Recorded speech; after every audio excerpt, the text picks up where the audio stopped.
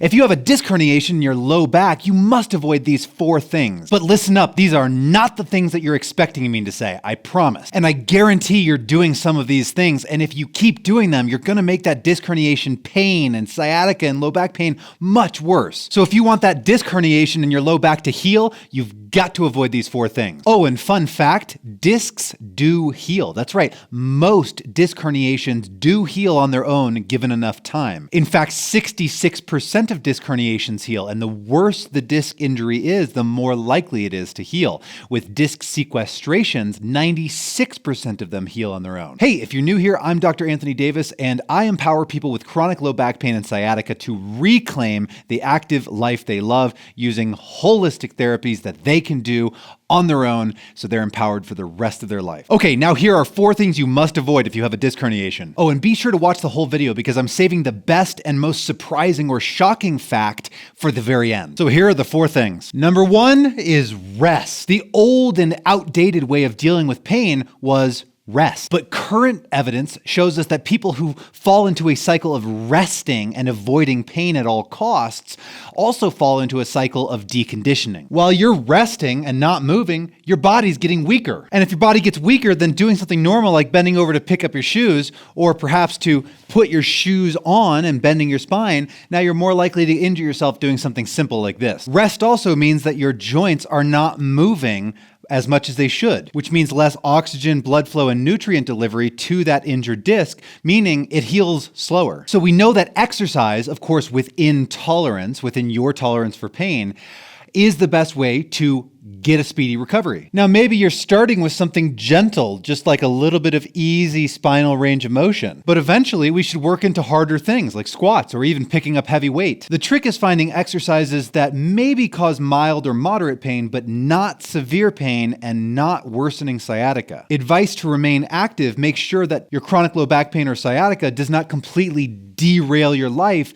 as the disc is healing on its own. So don't fall into the trap of becoming sedentary. Don't rest too much. Do some kind of movement every single day and slowly make things harder over time as you can tolerate it. The second thing you need to avoid if you have a disc herniation is fear. That's right, fear. Because we know from research that fear of pain is more disabling than pain itself. We call this catastrophizing. It's where you make mountains out of molehills. Because if you believe that every time you have some pain, it is an indication that you're causing damage to your physical body, not only are you completely mistaken, but you're actually going to make the pain worse. In fact, fear can make your disc herniation worse. I'll tell you how. First of all, fear turns the volume knob up or down on the pain alarm system. So you should know that pain can happen with or without tissue damage, and then tissue damage can happen with or without pain, right? Sometimes pain is just chemical inflammation, hypersensitivity of the nerves, even without damage. Sometimes pain is your brain being overly protective and prematurely sounding the pain alarm system. That's right, pain can be a false alarm. So not everything that hurts causes harm. There is such a thing as safe pain, and you should strive to learn what that is. And honestly, understanding this concept is something that I spend a large portion of my time with my online clients in the Beyond Back Pain program working on, is teaching them to be able to identify for themselves what type of pain is safe and you should push through it, and what type of pain is unhelpful and we should skip it for now. So embrace a healthy curiosity of pain.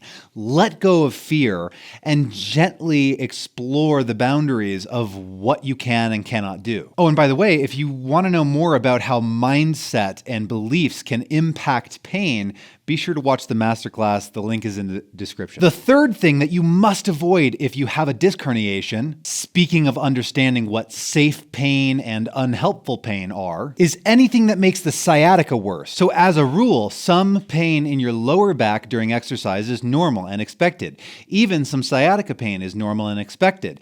But if it makes the low back pain worse, not necessarily a big deal. If it makes the sciatica worse, we'd probably want to skip it. So let's say you're doing squats repeatedly and we're trying to see, is this exercise safe for you right now? Well, if you have pain here in the low back and it is mild or moderate but not severe, then probably it's perfectly safe to continue, as long as it's not getting worse and worse and worse and worse the more that you're doing it. In fact, sometimes the pain eases up the more exercise you do. It loosens up. But let's say you have sciatica. So we've got this disc herniation, we've got some sciatica, and let's say it's going down to about the middle of your hamstring, a little bit through your glute.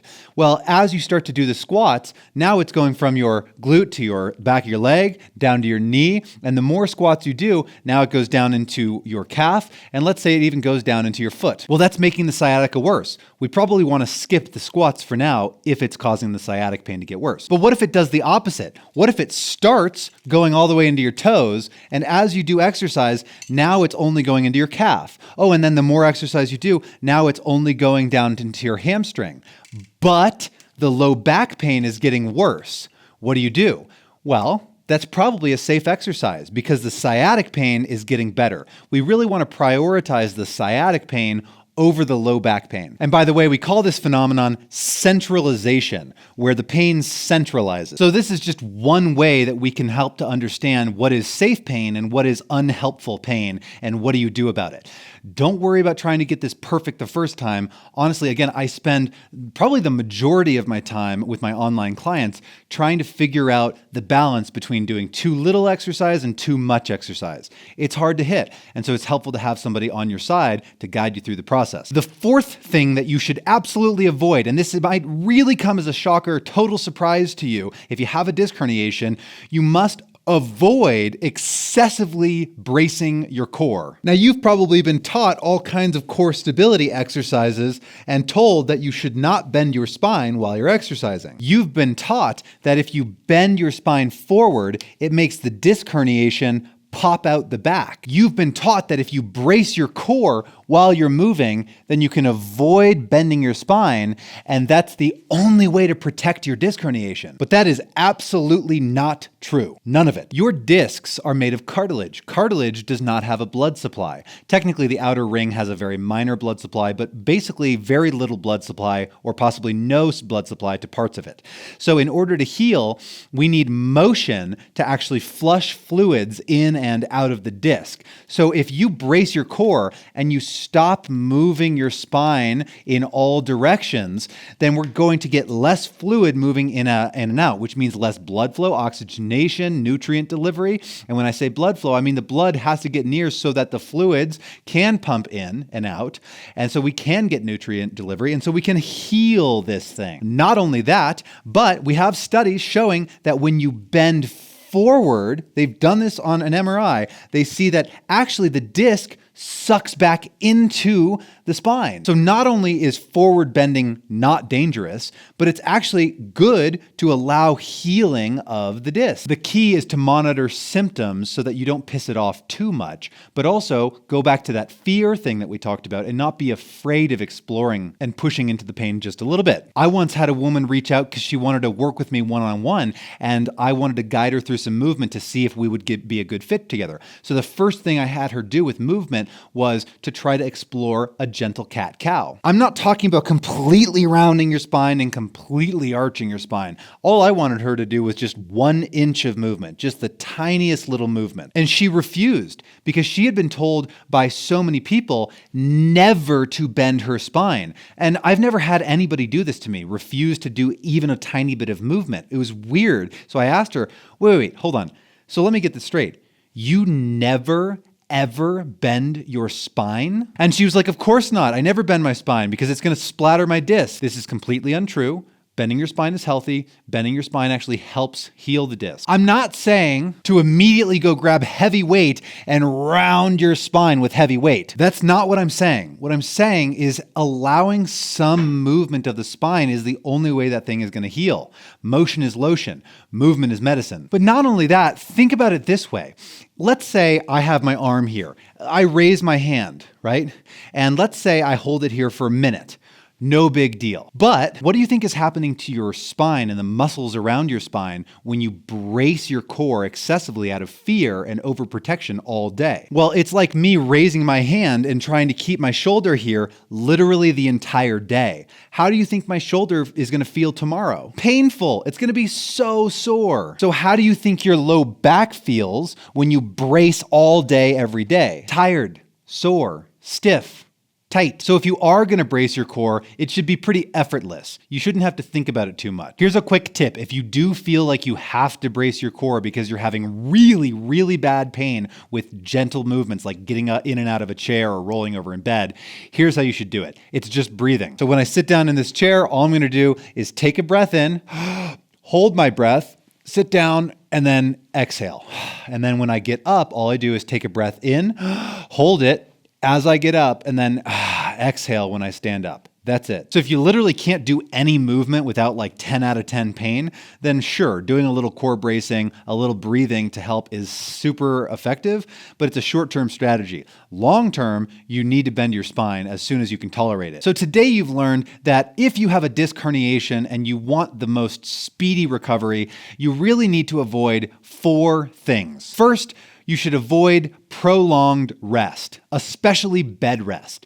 Even if it's rest, it should be relative rest, meaning you're not doing as much activity as you'd like to do, but you're still doing some kind of light activity. Number 2, avoid fear. Did you know that discs heal? Most of them can heal on their own. So don't let fear derail your life while your disc is healing on its own. And remember, fear of pain is more disabling than pain itself. Number 3, avoid activities that make the sciatica travel further down the leg or that the numbness, tingling, and pain in the sciatica gets much more intense. A little bit of sciatica, no big deal, but if it significantly makes those specific symptoms worse, you probably want to find a different activity. And number 4 is excessively bracing your core all the time. A little bit of breathing in coordination with your movement can help to stabilize the core and alleviate pain. It's a short-term strategy, not a long-term strategy. And long-term, for your spine to heal, you actually need to be able to move it. So one thing you might be really wondering about after watching this video is more about how to understand the difference between safe pain and unsafe pain. If that's you, I've already made a video explaining the pain traffic light and no worse principles. This is the exact guideline I give to all of my patients who have chronic low back pain and sciatica. So go ahead and watch that video right now. Click the box appearing on your screen to watch the video on the pain traffic light and no worse principle and understand the difference between safe pain and unsafe pain so you can reclaim the active life you love. And I'll see you there.